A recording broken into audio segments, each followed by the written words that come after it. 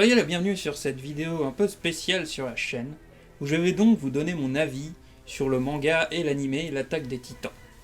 Ça sera donc comment j'ai vécu ma découverte de l'Attaque des Titans.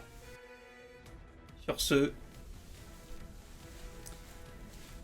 je vous propose qu'on passe à la saison 4. C'est là que l'Attaque des Titans va encore devenir plus intelligent au niveau de ses messages et puis tout ça. Et je trouve ça fou. Je trouve ça fou pour un manga où j'étais déjà à ce point-là à fond dedans avant. Que c'est sur la fin qu'il arrive encore à tellement me retourner le cerveau. Ça en devient, je pense, ma période préférée du manga. Finalement, petite parenthèse, avant de commencer la saison 4, je vais reparler d'un passage que m'a demandé l'un d'entre vous, Jolan Ball, dans les commentaires. Et vu que j'avais plus ou moins développé la chose à l'écrit, je me suis dit autant en faire profiter tout le monde et en parler ici dans la vidéo, quoi. C'est finalement revenir sur mes impressions sur Kenny et le titan de Rhodos Rise et un peu tout... Enfin bref, revenir finalement à ces moments-là, parce que j'ai pensé finalement des révélations avec Kenny et puis tout ça, qui, comme je l'ai dit, est quand même un personnage super important pour ce qu'il amène.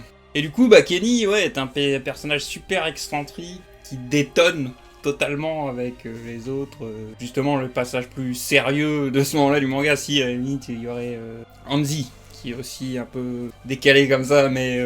Et encore, à ce moment-là, Hanzi, elle commence à devenir un peu plus sérieuse avec les événements qui se passent. Et donc bref, il est super excentrique. De base, j'avais un peu de mal avec. Les premières fois que je l'ai vu, tout ça dans le manga et dans l'anime.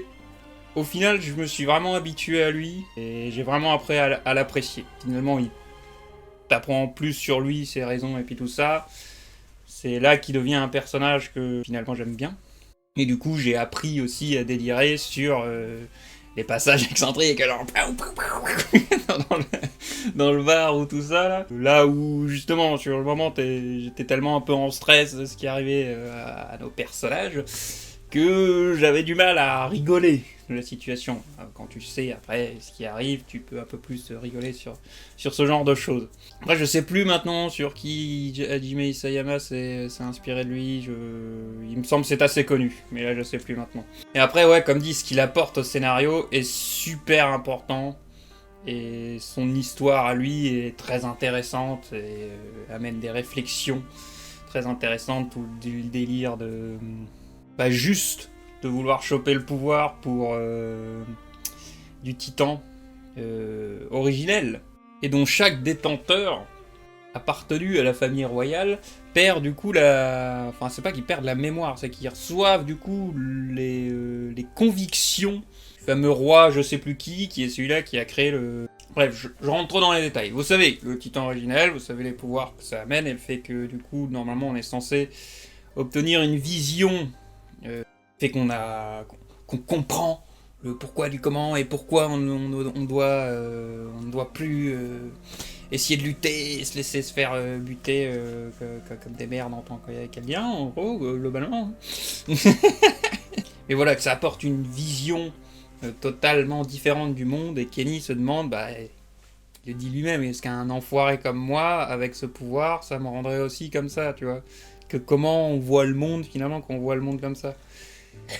Je sais pas, c'est intéressant comme réflexion, comme but, finalement, c'est très spécial, mais justement, c'est ça qui rend ça intéressant à vouloir voir. Bon, du coup, il a l'air de voir que il ne peut pas y arriver à ça. Et après, je voulais parler que tout ce passage, finalement, du manga et de l'anime, ça arrête pas de parler de délire de père et fils, père et fille. On a justement Eren qui est désillusionné par le sien, et ça nous donne du coup l'impression qu'il s'est fait utiliser par lui, enfin que son père s'est servi de lui à ses fins, finalement. Alors que de l'autre côté, on a Historia qui est tellement heureuse d'enfin en avoir un. Elle semble aussi complètement tout accepter de lui, et lui, du coup, se sert du coup totalement d'elle à ses fins. Et il y a Levi et Kenny, qui est en gros son père de substitution, c'est son oncle, mais la relation qu'ils ont l'un et l'autre, c'est finalement son père de substitution, ça lui a servi de père. Et c'est un père qui l'a abandonné, qui du coup a été absent. Et du coup, pour se forger, forcément, ça doit, en tant qu'être, ça doit être spécial, tu vois, d'avoir la seule personne qui t'ait aidé, quelque part respecté dans ta vie, qui t'abandonne du jour au lendemain. Puis bon, après, qui essaye de te buter. Mais, mais voilà, la finalité du truc, c'est quand même qu'ils se respectent l'un à l'autre. Qu'ils ont vraiment un respect. Et la scène de fin, où Kenny, du coup, lui tend la seringue pour se transformer en titan. C'est comme si, hop, je te lègue mon héritage, je te lègue la seule chose finalement qui me reste et qui avait une importance dans ma vie, j'ai envie de dire, vu qu'il voulait se transformer en titan pour avoir le pouvoir du titan originel. Finalement, il donne ça à Levi et il le laissera décider de lui de quoi faire.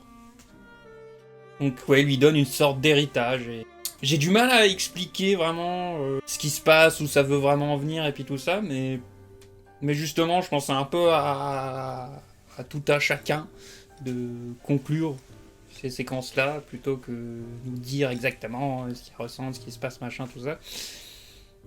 Mais je pense que c'est quelque chose d'important pour Levi, au final.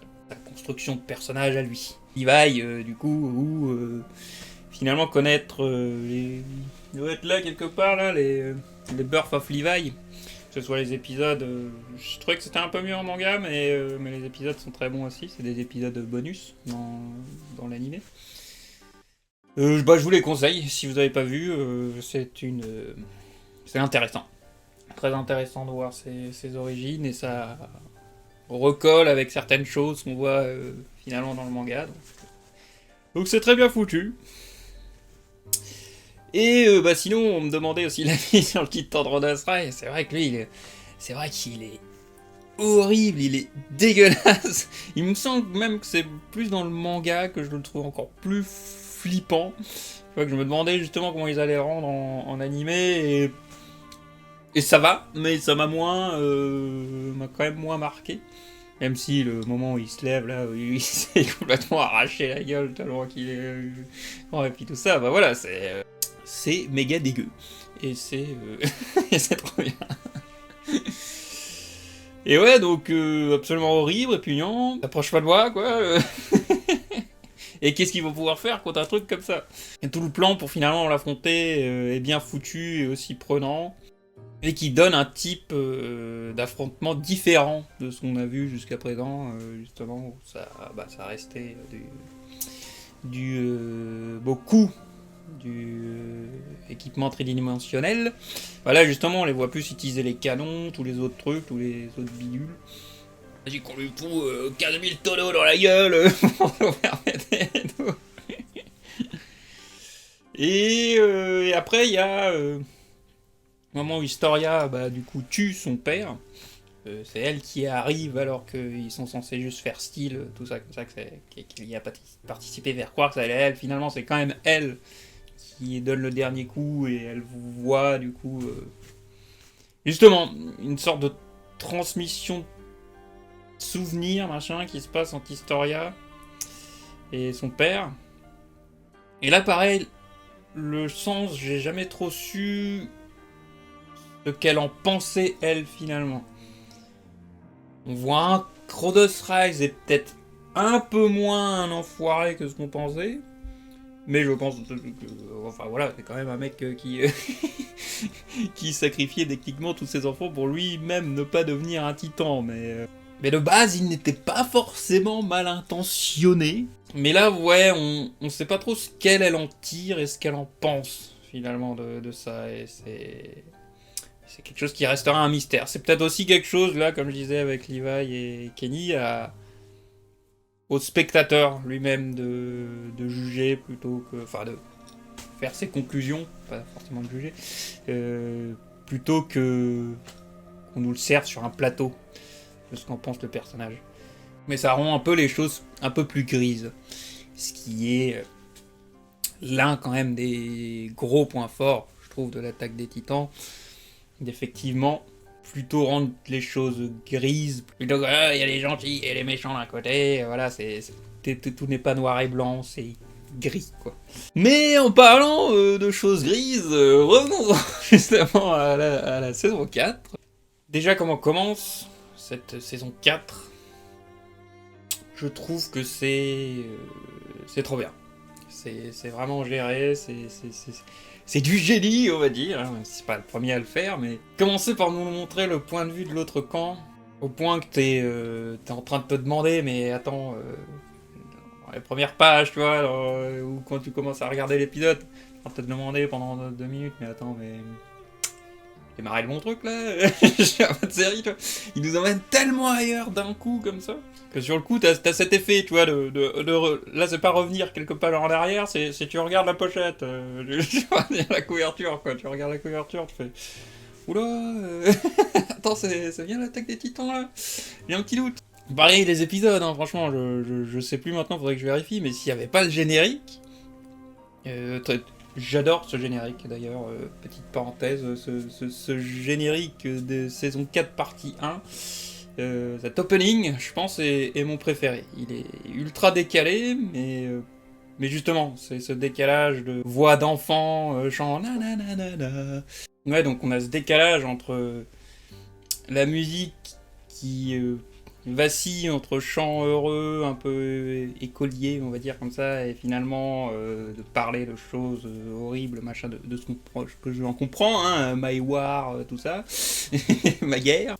Le visuel est aussi très spécial, mais je trouve que c'est un des meilleurs dans le sens qui spoil pas, on va en revenir, hein, monsieur opening de la saison 4, partie 2. Et donc, ouais, nous montrer enfin l'autre camp. Bah, on en revient à ces choses grises, pas noir ou blanc, justement, on voit le point de vue de ces gens-là, et donc des mecs totalement endoctrinés par un régime qui les exploite, j'ai envie de dire, totalement, et leur rentre dans la tête que les aliens c'est des démons, que vous faites partie d'une engeance de démons, faut que vous nous aidiez à les combattre pour gagner votre place dans la société, machin, enfin... Les analogies, c'est les mots interdits qu'il faut pas dire et puis tout ça, mais on est totalement dans la Deuxième Guerre mondiale et vous savez à quel régime ça fait référence, quoi, c'est... Même le dirigeant, au final, hein, j'ai envie de dire, on le voit pas longtemps, mais le dirigeant de Mar et tout ça, voilà, hein, laisse la coupe comme ça, moi je dis, tu rajoutes une petite moustache, t'es bon, hein. Ces analogies, c'est là que pour moi le manga, encore une fois, devient plus intelligent, plus intéressant. Ça n'a presque plus rien à voir avec le début, et pourtant toutes les pièces qui ont construit le puzzle de l'histoire jusqu'à présent nous ont mené à ça. Je pense que si ça menait pas à ça, ça collerait plus, tu vois. Enfin, je sais pas comment le dire. T'as presque l'impression que t'es plus du tout dans le même délire, et pourtant... Si, c'est l'attaque des titans, encore une fois, qui révèle enfin sa véritable nature, on va dire. Et donc voilà, bah du coup, tu comprends enfin Rainer, tu comprends enfin Annie, tu comprends enfin Bertolt. Je crois même que c'est dans cette première saison que tu vois leur entraînement à eux aussi. Et du coup, tu suis ces nouveaux gamins, qui bien sûr font totalement écho à nos... gamins de l'époque, donc Armin, Mikasa et Eren, donc Gabi, qui est, soyons honnêtes, hein, qui est totalement Eren au féminin. Je veux dire, ils ont même la même gueule, quoi, je veux dire. C'est poussé jusqu'à ce niveau-là, même couleur de cheveux, même gueule, machin, même niaque, on va dire. Falco, je le dis peut-être trop tôt, mais Falco, mais quel personnage génial aussi, quoi, je veux dire. Là, c'est même plus notre protagoniste à nous, du coup, c'est dans celui-là. Après, à qui collerait, je suppose peut-être plus Armin, du coup. Mais bref, on te montre ces personnages, on te montre leur vie, on te fait t'y attacher à ces personnages. Je les montre heureux là pendant la fête et tout. Ouais non, c'est du génie dans le sens que ça te... justement, ça prend suffisamment de temps pour te placer cette nouveau personnage. Ça prend suffisamment de temps pour que tu sois pris dedans, tu vois. C'est pas genre, personnage, et tu vois plus tes personnages à toi pendant un épisode, et hop, après c'est beau. T'as compris? Non, là, ça fait durer, je crois que c'est 5-6 épisodes, hein. Le nombre de chapitres, je sais pas combien ça fait, mais c'est... Et du coup, justement, tu anticipes, tu crains ce qui va arriver, du coup, à force de voir ces personnages-là et de te dire qu'au final, ils sont juste dans une société qui les manipule, qui les endoctrine, Finalement, c'est juste une question de point de vue, là, encore une fois. Comment ça va clasher, du coup, entre les deux? Qu'est-ce qui va se passer, du coup? Bien sûr que dans la série, ça se cale 2 fois plus à 10 km que le mec aux cheveux longs, c'est Eren. Mais dans le manga, t'as un peu plus le doute, parce que c'est vrai que son dessin, Hajime Isayama, même si j'en ai dit du bien, c'est vrai qu'il y a beaucoup de persos qui ont un peu la même tronche. C'est quelque chose qu'on peut reprocher à beaucoup de dessinateurs, hein. Au bout d'un moment, t'as une façon de faire, tu vois, les trucs se ressemblent. À part si t'as des personnages vraiment bien distincts, super musclés, super grêmes, ce machin, c'est pas le seul, hein, je veux dire. Mais c'est vrai qu'il y en a souvent qui ont un peu la même tronche. Du coup, la première fois que tu vois Eren dans le manga, t'es pas sûr, tu vois. Mais c'est quand même bien fait dans l'animé, pour l'avoir rematé plusieurs fois. C'est vrai que c'est... Je trouve c'est cool aussi, que la première fois tu le vois, la caméra est absolument pas sur lui, on l'ignore. Donc c'est vraiment pour les plus attentifs, donc c'est quand même bien foutu. On est comme dit à cette fête, machin, tu vois ces personnages heureux, tu les vois contents, machin, tout ça pour te mener à...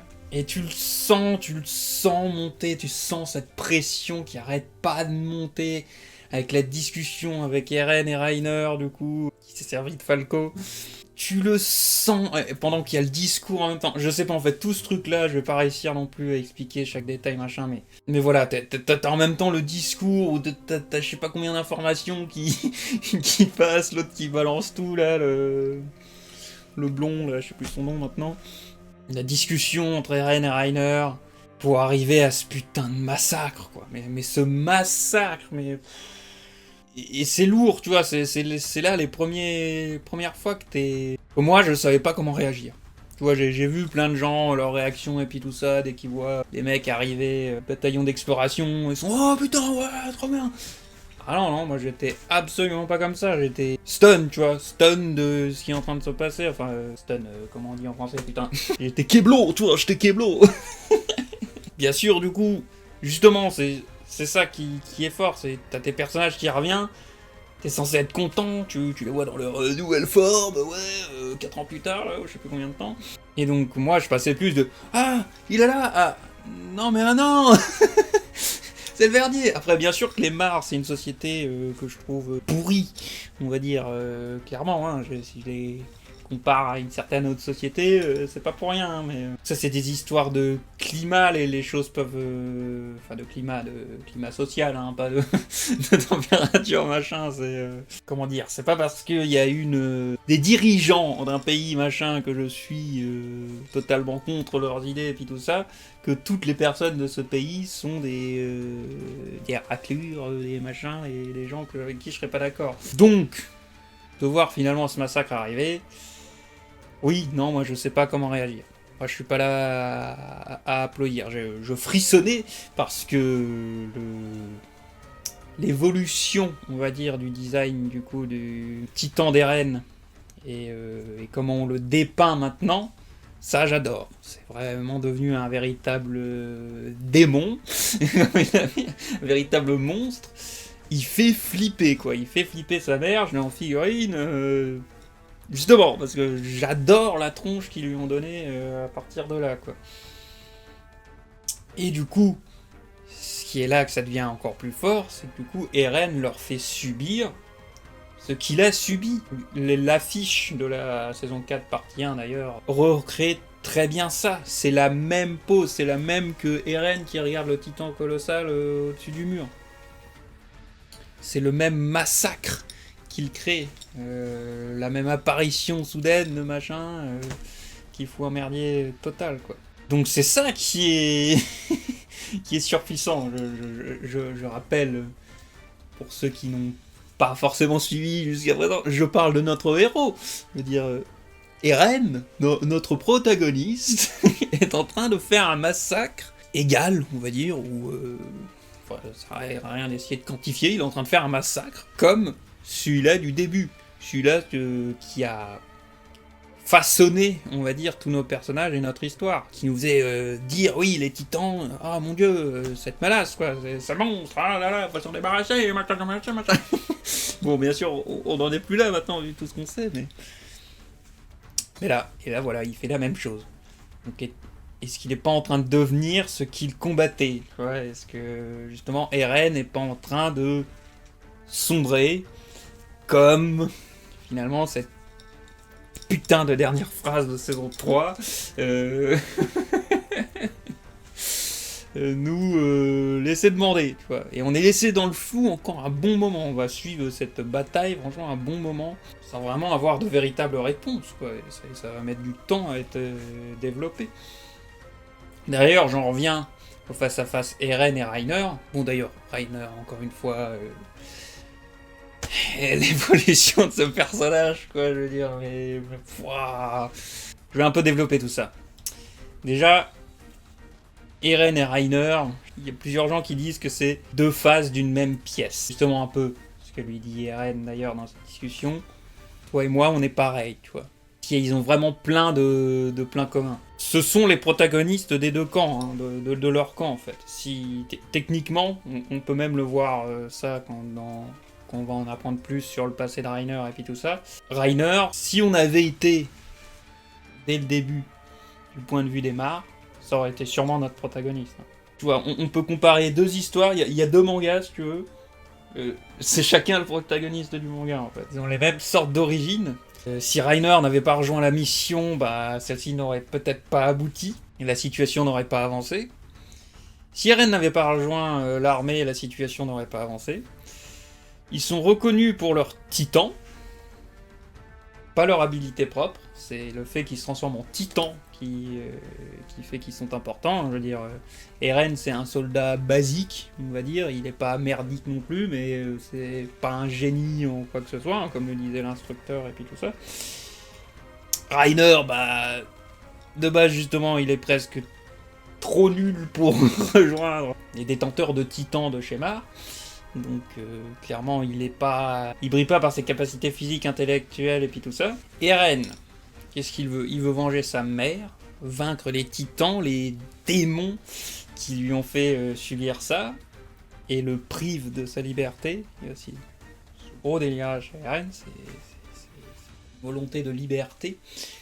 Reiner, lui, veut vaincre les démons de l'île de Paradis pour rendre sa mère libre et protéger les siens. Donc voilà, on s'y retrouve. Et ce sont tous les deux, finalement, eux qui mènent l'attaque vers le camp adverse. Comme on vient de le voir là, du coup, avec Eren, et c'est Reiner qui va mener Bertolt et Annie, finalement, jusqu'au mur, et qui va devenir le dirigeant après ça. Hein. Et donc, pour en venir au fait de ce qu'on voit de Reiner dans ce début de saison 4, partie 1. Pourquoi Reiner en arrive à ce point de vouloir se faire sauter la tête?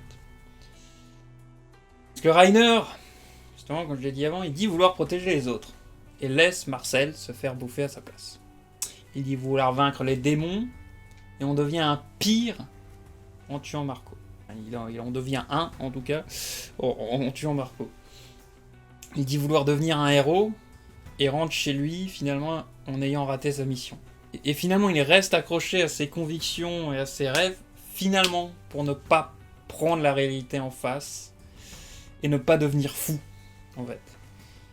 Il vient d'une mère manipulative, d'un père qui le méprise, il est considéré en nul dans tout, il admirait Marcel, il le prenait pour exemple, et c'est à cause de lui que Marcel va mourir. Et c'est là que va commencer son dédoublement de personnalité, en fait. Il va déjà devenir Marcel, pour devenir le leader. Comme il va le dire à un moment, Reiner est mort, machin, je suis Marcel, j'ai besoin de Marcel, je suis Marcel. Et quelque part, c'est à travers son entraînement avec la 104e brigade, j'ai presque un doute, mais c'est ça, qui va pouvoir devenir ce qu'il voulait être, en fait. Une sorte de leader. Je veux dire, les gens l'aiment bien dans la brigade et tout, et lui font confiance. C'est une sorte de leader dans lequel tout le monde a confiance, ce qu'il idéalisait chez Marcel. Donc, c'est dans sa couverture pour sa mission qu'au final, il est devenu ce qu'il idéalisait. C'est pourquoi provoquer la mort de Marco va vraiment provoquer un choc chez lui, en fait. C'est là que ces deux personnalités vont se dissocier. Dans sa véritable mission, il devient un véritable démon. Il perd son humanité et sa raison, alors que le Rainer de la 104e brigade, qui est pourtant censé jouer le rôle d'un démon, est le plus humain, le plus juste, le plus héroïque. Pour finalement ne pas péter complètement un plomb, les deux vont se dissocier. Pour que son esprit puisse quelque part être en paix de temps en temps, être normal et pas torturé constamment. Et là encore, face à ses regrets et aux choses horribles qu'il va faire, il va continuer à faire ce qu'il a toujours fait. Les ignorer. Faire comme si ça ne s'était jamais passé. Parce que c'est ça qu'il a fait jusqu'à présent. Et alors que tout ça s'accumule en lui, le rendant de plus en plus fou, se dégoûtant lui-même de plus en plus, ce à quoi il va devoir faire face après son retour chez lui, bah son autre personnalité n'a plus de sens là-bas. Et il ne peut plus s'y réfugier du coup, faisant alors face à tous ces démons. Et qu'il a finalement tout raté. Donc tu m'étonnes qu'il en arrive là, Rainer, dans toute cette histoire, quoi. Ensuite, dans le massacre dans lequel nous assistons, finalement, il va y avoir le passage où Gabi va tuer Sacha.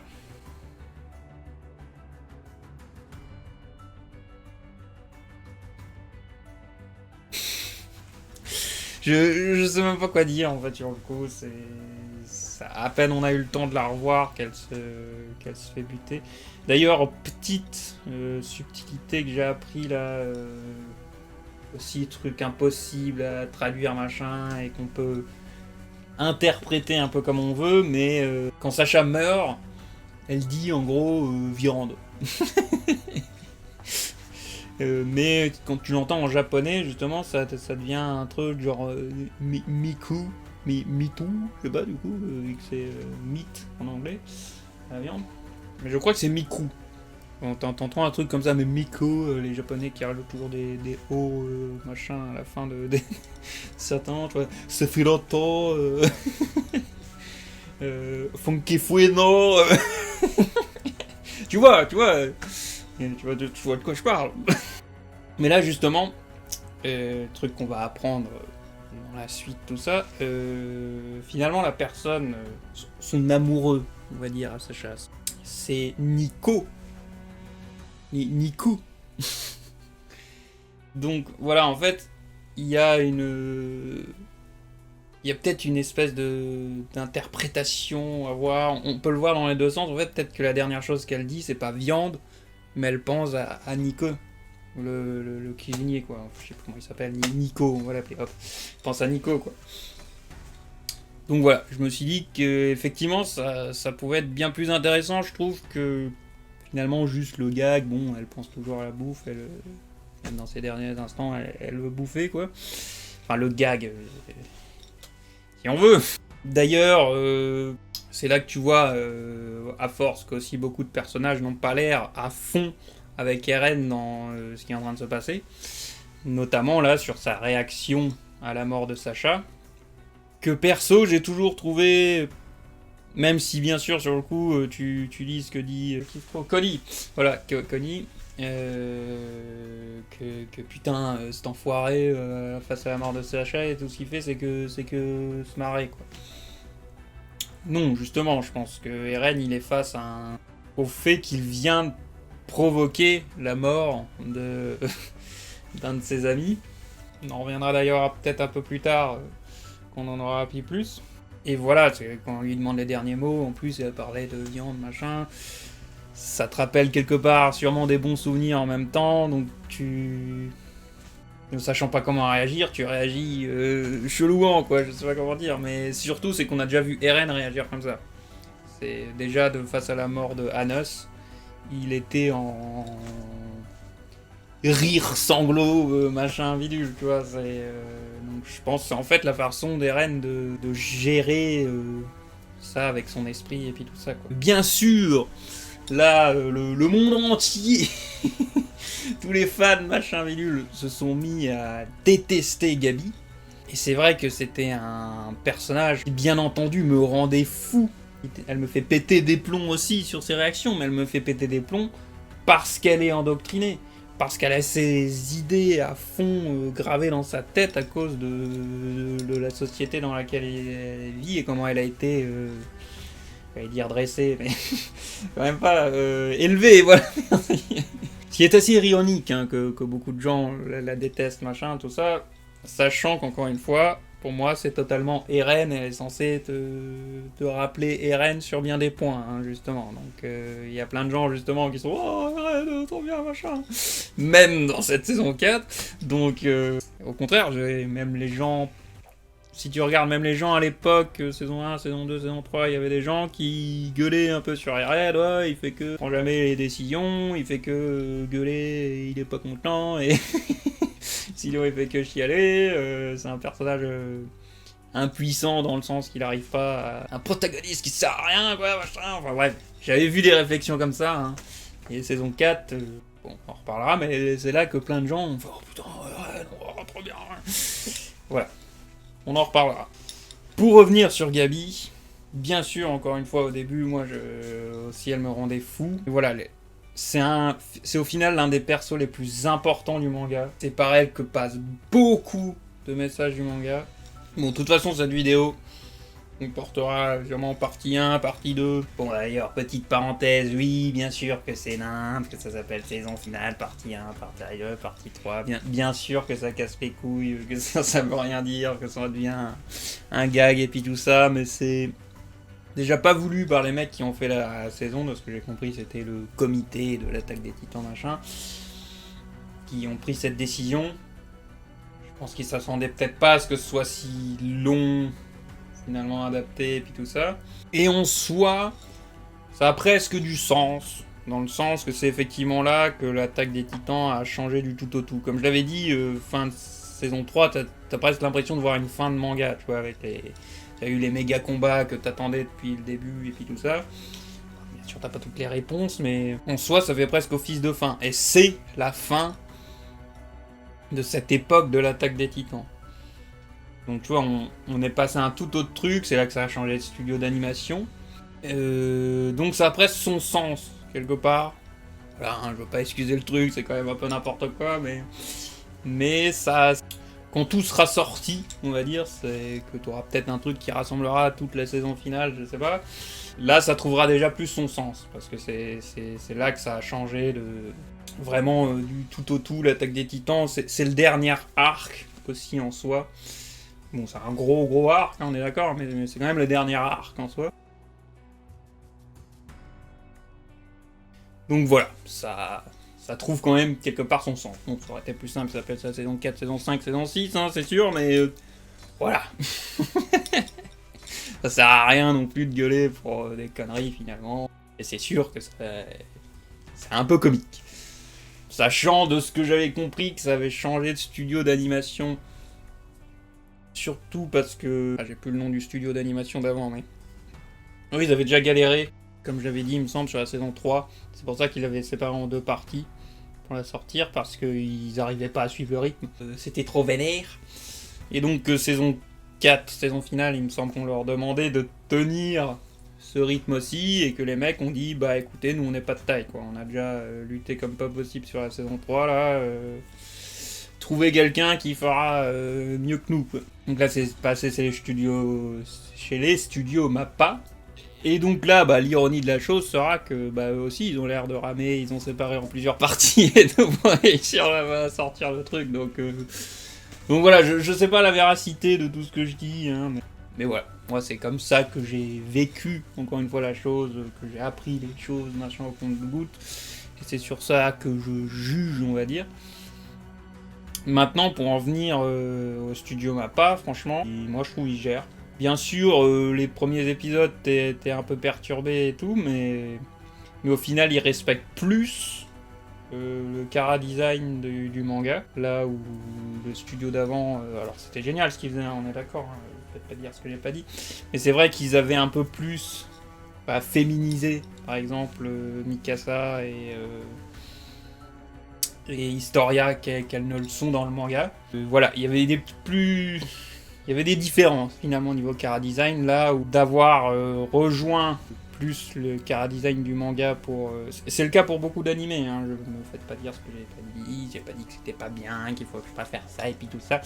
Je dis juste que ça trouve son sens, là dans la saison 4, qu'on vienne plus au chara design du manga, justement à cause du ton qui est bien plus grave et puis tout ça que ça ne l'était avant, même si c'était déjà là, comme dit... Finalement. Bref, je m'embrouille un peu, donc oui, les titans en 3D, les premières fois, ça perturbe. Bien sûr que comme ça, je me dirais, ah, mais je préfère, c'est mieux quand c'est dessiné, et puis tout ça. Après, parlons-en juste 2 minutes du titan colossal dans la saison 3, partie 2 en 3D. Ça, c'était dégueulasse. Ça, c'était immonde. Parce que là, franchement, ils arrivent d'épisode en épisode, ils arrivent de mieux en mieux les intégrer. Ils se permettent des choses qu'en animation, ça aurait été galère, très coûteux à faire, très long à faire. Ils se permettent des choses avec la 3D. Et là, je vais glisser sur Chainsaw Man, qui est fait par le même studio. Là, je trouve qu'ils atteignent vraiment un niveau où la 3D est super bien intégrée. Bien sûr, tu la verras toujours, tu la ressentiras, je pense, toujours un peu machin, mais ça... Voilà, ils ont l'impression que Mappa a vraiment trouvé comment faire intégrer les deux sans que ça perturbe. Et là, plus je les mate finalement, les saisons 4, les saisons finales, plus je trouve ça gère. Enfin, finalement, ça passe bien. Et faut encore voir du coup les versions Blu-ray et puis tout ça qui sont sorties, je crois, de nos jours. Je suppose qu'ils ont encore mieux intégré ça. Vu que, si vous ne le savez pas, quand les animés sortent là, qu'on les regarde sur Crunchyroll ou des choses comme ça, finalement, ils vont être retravaillés pour une sortie en Blu-ray et DVD. Ils ont toujours fait ça, hein. C'était même le cas du studio avant, bien sûr, dont je ne retrouve plus le nom. Je m'excuse, ça va être un peu de déconstruit de partout, ce truc-là, mais je fais comme les choses me viennent dans la tête, hein, parce que là, sur mes notes, j'ai pas tout marqué, j'avoue, et donc là je prends quand la chose me vient en tête, faut que j'aborde maintenant, sinon j'ai peur de l'oublier quoi. On va revenir sur certains épisodes, mais je trouve que certains épisodes en animé là sont d'anthologie, sont génialissimes. Malgré qu'il y ait de la 3D et puis tout ça, bien sûr que je suis un peu de ce camp-là, je préfère quand c'est dessiné, machin et puis tout ça, mais pareil, au cinéma, je suis plus effets pratiques, animatroniques, machin, tout ça, que la 3D, mais je veux pas condamner non plus la 3D. Ça peut être utilisé à des choses très bien, permettre des choses qui ne pourraient pas être faites, sinon. Il y a des choses qui exploitent bien ça. Et moi, je l'ai toujours dit, en fait, dans ce genre de choses, c'est l'alliance des deux qu'il faut faire, tu vois. Faut pas faire un truc full 3D et forcément un truc full dessin, c'est... Tu allies le tout et ça rendra très bien. Enfin, et c'est ça qui rendra le mieux. Hashtag Jurassic Park, hein, qui justement je trouve a très bien vieilli parce qu'il utilisait bien les deux, Seigneur des Anneaux, tout ça. Et pour le manga, alors en soi, je pense que pour beaucoup de gens ça piquerait les yeux. Mais je vais le citer quand même, moi j'aime beaucoup le deuxième film Ghost in the Shell. Et c'était un des premiers, je trouve, à utiliser beaucoup de 3D dans son truc, mais là ça... Je trouvais ça rendait bien dans le sens que ça servait presque le propos et ça donnait une ambiance encore plus space au truc finalement. Bref, je m'égare totalement, mais c'est pour aborder ce délire 3D machin. Au final, oui, j'aimerais quand même bien revoir les titans dessinés de temps en temps, mais la 3D fait le taf. Franchement, je trouve la 3D fait le taf quand même. Bien sûr, ça pourrait être plus beau, machin, et puis tout ça, mais après, faut être réaliste. Faut être réaliste dans le sens que les gens arrêtent pas de gueuler que justement c'est séparé en parties et que les épisodes mettent 15 ans à sortir. Ils ont tué la hype, machin, alors que tout le monde regarde, quoi. Mais ouais, j'ai un peu... bref. Je suis un peu salé face à des réactions, machin. Mais bref, tous ces gens se plaignent que ça met du temps à sortir. Et tous ces gens demandent que ce soit encore plus beau, plus machin. Tout décidé, machin, pas de 3D. Au bout d'un moment, les mecs, ce que vous demandez, c'est impossible. C'est impossible que ça sorte à ce rythme-là. Et que ce soit full décidé, les meilleurs animés que t'aies vu de ta vie, et puis tout ça. Donc moi, je trouve qu'ils font le taf. Bien sûr, on pourra toujours se demander ce que ça aurait donné avec l'ancien studio d'animation, est-ce que ça aurait encore plus beau. Peut-être, peut-être pas. Parce que tu regardes, il y a des épisodes des saisons 1, saison 2, saison 3, où à certains moments, bon, c'était pas non plus génialissime. Surtout avant les sorties DVD, Blu-ray et puis tout ça. Tu regardes les premiers épisodes, j'ai un ami qui me faisait souvent la réflexion quand on lui a montré la série. T'as l'impression que...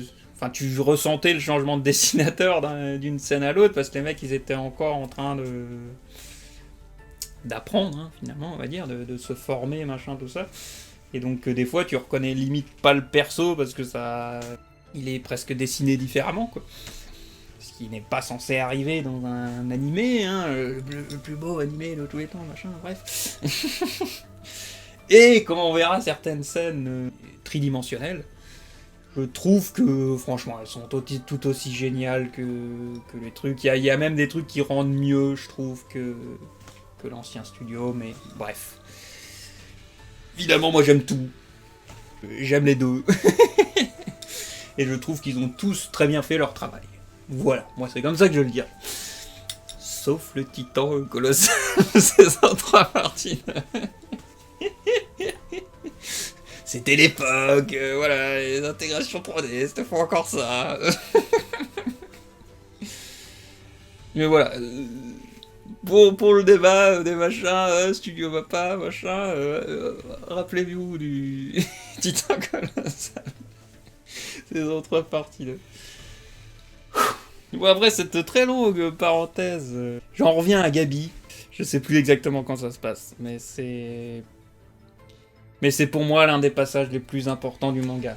Quand elle parle avec bah là la fille en fait que Sacha a sauvée dans je sais plus, ouais, saison 1, saison 2, une des deux là, et qui du coup bah bien sûr voue une révérence envers Sacha et puis tout ça, et que du coup ces deux personnages interagissent avec l'autre. C'est très intéressant. Et donc il y a cette discussion où justement Gabi, tout en d'autres, il est là, ah bah oui mais tu n'es qu'un... vous êtes des démons, machin, il faut tous vous exterminer, on a eu raison de vous attaquer, machin, tout ça à l'époque. C'est ce qu'il faut faire, je sais plus exactement ce qu'elle lui raconte. Et la fille en face qui arrête pas de lui dire ouais mais finalement ma mère elle a rien fait, tu vois, enfin je vais mal le vendre, mais voilà, toute cette montée de Gabi qui arrête pas de faire oui mais si mais ça machin, mais vous êtes des démons, ressort tout le discours, machin bidule, et que l'autre arrête pas de lui répondre ouais mais ma mère, elle a rien fait dans cette histoire, elle est attaqué aucun des tiens, elle a fait de mal à personne, pourquoi c'est elle qui paye? Ah mais parce que tes ancêtres... Oui mais on s'en fout de mes ancêtres, ça fait 2000 ans au bout d'un moment, j'ai vu qu'on l'a dit, ma mère, elle a rien fait, putain. Et je vends très mal le truc, je le raconte très mal, mais c'est pour moi là l'un des trucs les plus importants, justement, du manga, c'est cette histoire du cercle de la vengeance, du cercle infini de la vengeance, quoi. À cause de rancœurs, de choses qui sont arrivées il y a 2000 ans, hein, du coup, bah ils sont encore en train de se foutre sur la gueule, ils sont encore en train de se tuer pour des choses, ouais, qui ne devraient plus y avoir de sens, au nom de machin, de parce que si a fait ça, parce que si machin a fait ci, a fait ça, mais que chaque personne est finalement différente, chaque personne est... On ne devrait pas juger quelqu'un pour son origine, pour les gens qu'elle a côtoyés ou pour les gens dont elle descend. Et on ne devrait pas en vouloir à une population ou à quelque chose pour des choses... Enfin bref. J'en reviens à ce que je disais avant. C'est pas parce qu'une personne fait partie d'un pays avec un régime qu'on n'apprécie pas que toutes les personnes de ce machin... Justement, ça aborde tout ce qui est... bien sûr racisme et puis tout ça, mais ça va plus loin que ça finalement.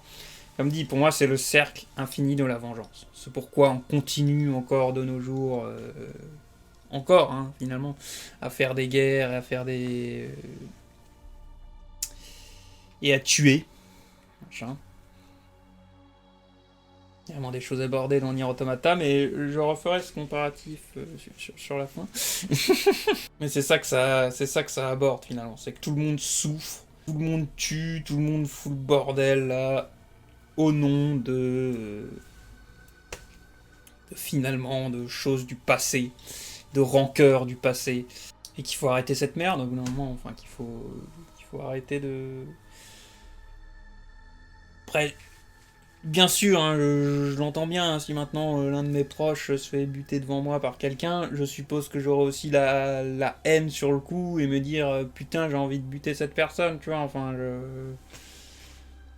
il faut que cette personne souffre, machin, et tout ça, mais voilà, après, est-ce que je dois condamner aussi ses enfants, et ses petits-enfants, et ses petits-petits-enfants à cause de ça? Bah, non, pas dans ma logique des choses, quoi. Mais c'est quelque chose d'humain, et je vais glisser sur le deuxième truc, parce que je sais que je vais le raborder là-dedans, mais c'est comme avec Marco. Marco, quand tu vois enfin vraiment sa mort, et puis tout ça, comment ça s'est passé... Là, je pense, c'est pour moi la phrase la plus importante du manga. On n'a même pas pris le temps de discuter. Elle est parfaite. Ça résume tout.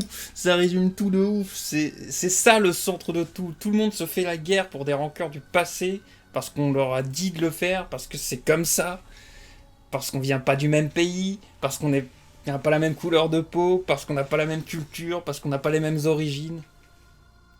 Alors que si on prenait le temps de discuter, d'apprendre à se connaître, de s'intéresser à nos différences plutôt que de les diaboliser, de poser les choses sur la table plutôt que de continuer le cercle infini de la vengeance, si on prenait le temps de discuter, alors nous serions peut-être ce que l'on appelle être humain, faire preuve d'humanité, alors nous serions peut-être des gens bien. Parce que finalement, de mon point de vue, c'est ma vision des choses et puis tout ça, mais l'être humain, pour moi, parce qu'il ne prend pas le temps de discuter, l'être humain, pour moi, ça rime avec guerre, ça rime avec massacre, meurtre, avec pour raison, la vengeance et la différence. Dans le propre de l'être humain, de faire la guerre, de se faire la guerre, de s'autodétruire. On soit que j'ai une vision noire des choses, mais il n'y a pas beaucoup de... Il n'y a pas beaucoup de choses qui me montrent malheureusement vraiment bien le contraire. On est capable du meilleur comme du pire. Bien sûr, il y a des choses que l'être humain me fait oh oui, c'est bon, j'aime, oui. Mais voilà. Ce qui fait tourner quand même globalement notre monde ne me donne pas une bonne vision d'ensemble de notre race. Mais bref, de notre race entière, hein, de l'espèce humaine. Je sais pas comment... Voici, on est... Bon bref, je m'embrouille. Les mots, c'est compliqué. Ce qui est sûr, c'est que tout ce passage du manga est beaucoup plus... c'est plus politique, de la discussion, de voir comment les plans sont menés, de voir comment ouais, la situation de chaque camp se passe, on va dire, que vraiment dans l'action. Il y en a des scènes d'action, elle est très, très sympathique pour ma foi. D'ailleurs, parlons vite fait du titan. s'appelle Marteau d'armes, qui a un design vraiment très sympathique. Bon, du coup, on le voit pas longtemps, il s'est assez vite défoncé. mais voilà, il faut quand même noter sa présence, il est là. D'ailleurs, nouveau titan mâchoire, tout ça, très sympathique aussi niveau design, j'ai bien kiffé. Mais bon, finalement, c'est plus tout à fait le centre du récit. Les titans sont toujours là, sont toujours très importants. Mais comme dit, l'attaque des titans, c'est plus des gens qui affrontent des titans, c'est des humains qui affrontent des humains, en fait. C'est ça, vraiment, ce que ça racontait de base. Toute cette ambiance où tu vois les gens, pas Eren, tout ça, préparer son plan de son côté, forcer les autres à partir en guerre, comment les choses se passent après, qu'ils le foutent en prison, parce qu'en gros, il les a pas écoutés, enfin, il les a pas écoutés, il les a, comme dit, il les a forcés à partir en guerre, quoi, techniquement. De voir aussi comment les prisonniers, du coup, que sont Falco et Gabi s'en sortent. Finalement, de suivre tout ça, pour moi, j'étais totalement dans le flou, j'ai envie de dire, comme je l'ai jamais été dans une histoire. Je savais plus dans quel camp me mettre. Tu vois, bon, c'est clairement voulu, hein, mais moi, je savais vraiment plus dans quel camp me mettre. Tous ont leurs défauts. Bien sûr, on a envie de croire en Eren, mais on déchante de plus en plus à chaque scène. On arrivera d'ailleurs à cette fameuse scène entre Armin, Mikasa et lui, qui est d'accord d'ailleurs ultime, hein, tout ce passage de ne t'arrête pas de dire tu es à tout bout de champ, tu me fais penser à quelqu'un, jusqu'à Mikasa elle dit ça, ou je sais plus si c'est Armin, hein. L'un des deux qui dit ça, et t'as juste Eren qui est voir. Salut. Ah. Alors que t'es pas censé le voir, tu vois, c'est grave la merde. Ça j'ai bien aimé de voir les réactions un peu différentes des gens là-dessus. Vraiment de. C'est. Ah oui, Eren. Oh putain. Et juste la réalisation. Et oh putain, il peut se transformer à n'importe quel moment et tout. Et bien sûr, t'as du coup cette scène où il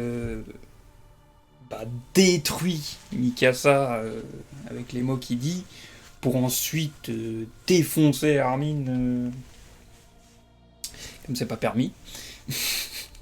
Armin se prend une bonne grosse branlée. Et voilà. Là, en tant que spectateur, tu sais pas trop, tu vois, t'es encore un peu comme les discussions finalement qu'ils ont eux avec ce qui reste de la 104e brigade, on va dire, avec nos héros, quoi. C'est pourquoi Eren fait tout ça, dans quel camp il est-ce qu'il est encore avec eux. Effectivement, ça arrête pas de pencher dans la balance, tu vois, t'as les scènes où on te dit oui, tu les vois finalement pendant les 4 ans avant qu'ils se mettent à attaquer Mars, qui leur dit que c'est à eux qui tient le plus, qu'il veut pas que le titan leur vienne à eux, parce que sinon ça veut dire qu'ils vivraient plus que 13 ans. Donc voilà, t'as toutes ces scènes, t'essayes toujours de raccrocher en disant bon, est-ce que Eren il fait ça pour une raison, machin.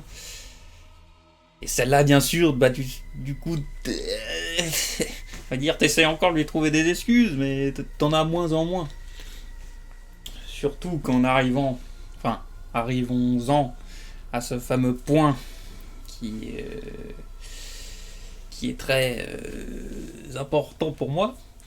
C'est ce qu'on appelle les pro-Jägers. Donc Eren et les pro-Jägers, les gens qui sont à fond dans lui, qui personnellement dans le manga sont... vous voyez, quand je vous disais que Gabi me rendait fou, putain les pro-Jägers, ils me rendent encore plus fou. Hein. Froc. Le fameux Froc. Putain, il y a pas beaucoup de personnages que je déteste à ce point-là, tu vois. Hein, mais lui, ils me font vraiment bien gerber. C'est vraiment pour moi les gens qui ont rien compris, quoi. Ils deviennent exactement ce qu'ils combattent. Alors, on peut dire à juste titre, vu ce qu'ils ont bouffé et puis tout ça, et ce qu'ont fait les mares et tout ça, mais là on revient dans cette histoire de cercle de la vengeance infinie qui ne sert à rien. Donc ouais, les pro-Jaeger, mais mon dieu, et du coup que Eren se place plus ou moins dans leur camp, on va dire, bah, tu vois, c'est là quoi, je déchante complètement. D'ailleurs, bonne anecdote, hein, le chapitre où Eren sort de prison et du coup arrive à la tête des pro-Jaeger, je crois que c'est même dans celui-là qu'ils font sauter le maréchal chef, là, je sais plus comment il s'appelle, l'artiste qui fait des œuvres d'art, vous savez quel genre d'œuvre d'art je parle. Enfin bref, c'est là où Eren prend clairement, fait un push, on va dire, pour prendre le gouvernement. Enfin, c'est plus les pro-Jaeger qui amorcent le truc, mais c'est quand même ça qui en advient. La fameuse scène où on le voit, je prends sa veste, je suis torse nu, yeah. Toutes les nanas sont devenues folles devant cette scène, quoi. Et après, ça reproche le fanservice dans le reste des mangas, hein, mais bravo, hein. Bravo, mesdames. Hein. Mais bref, ce fameux chapitre où j'ai envie de dire il arrive à la tête du gouvernement, et l'épisode aussi s'appelle Le Guide. Donc oui, je vous invite à taper, je sais pas si je vais pouvoir le dire en vidéo, mais je vous invite à taper dans Google guide de traduction en allemand et voir ce que ça veut dire. Donc le guide. Voilà, moi je pense que c'est absolument fait exprès par mon jeu JV Isayama de nous désigner ça comme ça. Encore une fois, dans les analogies, tout ça. Voilà. Et je trouve ça très bien joué. J'aime cette petite anecdote. T'as toute du coup l'histoire aussi avec le vin qu'il faut qu'ils ingurgitent là pour qu'ils se fassent tous transformer en titans. Ça pareil, c'est minutieusement placé par-ci par-là. T'arrêtes pas d'entendre parler de ce vin discretos par-ci par-là. Technique du fusil de Chekhov, on va dire. Mais que ça, dans l'intrigue, le manga arrive bien à te la mettre. Et quand tu te réalises ça avec Levi et le Pollu, le titan bestial, qui est donc Zig. Oui, c'est vrai que du coup j'en ai pas parlé, mais Zig est donc le titan spécial et donc le demi-frère de Eren. Ça c'est confirmé. Hein. Et là pareil, quand je parlais de façon de voir les choses, la première fois qu'on voit ça, qu'on voit Zig balancer ses parents et tout, on voit du point de vue du père, et donc lui-même dit j'aurais pas dû justement imposer à mon enfant mes visions et puis tout ça. Mais tu le vois quand même, genre, il a trahi ses parents et puis tout ça, tu vois. Alors que finalement, quand tu vois le point de vue de Zig, bah là encore une fois, ça change tout. Tu vois qu'il a fait ça finalement quelque part pour se protéger lui aussi, parce que sinon il allait y passer avec eux. Enfin, que c'est comme dit, tout est pas noir ou blanc. Tout est une question de point de vue. On en revient à Eren, ce qui peut être vu par un sauveur pour certains est un démon pour d'autres. Et là, c'est exactement ce que montre le manga. Tout est gris, tout est pourri, j'ai envie de dire aussi, mais bon. Il y a quand même du beau, par-ci par-là. Bien sûr, on a toutes les scènes aussi aussi stun mental devant, tu vois, le bug totalement de Levi Zig qui se fait exploser avec Levi et du coup, bah. What the fuck, est-ce que Levi vient de crever à l'instant?